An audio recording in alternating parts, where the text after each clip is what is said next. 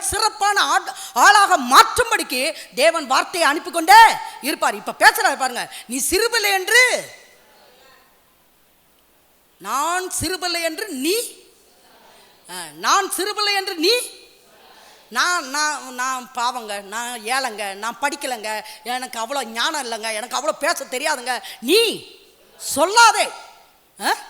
ஏன்னா நான் உன் கூடவே, உன்னை ரட்சிக்க முடிக்க உன் கூடவே, உன்னை பாதுகாக்க முடிக்க உன் கூடவே, உன்னை நீ பேச வேண்டியதை பேசும்படிக்கு உனக்கு போதிக்கும்படிக்கு நான் உன்னுடனே கூட, நீ போகும்போது உன்னை வழியெல்லாம் காக்கும்படிக்கு நான் உன்னுடனே கூட, நீ பயப்படாதபடிக்கு உன்னை பத்திரமாய் நடத்தும்படிக்கு நான் உன்னுடனே கூட. தேவன் இப்படிதான் பேசுவார். இப்படி பேசுறதெல்லாம் எனக்குன்னு எடுத்துக்கணும். எத்தனை பேர் சொல்றீங்க எனக்குன்னு எடுத்துக்கிடுவேன்? பாஸ்டர் அந்த பிரதருக்கு பேசினாரு, பாஸ்டர் இந்த சிஸ்டருக்கு பேசுறாங்கன்னு நினைக்கக்கூடாது. தேவன் என்னை காக்கும்படிக்கு என்னுடனே கூட இருப்பேன்னு சொல்லி இருக்கிறார். அப்படி நினைக்கும் போது நான் சொல்றேன், ஆச்சரியப்படுற ஒரு ஆளா மாத்துவார்.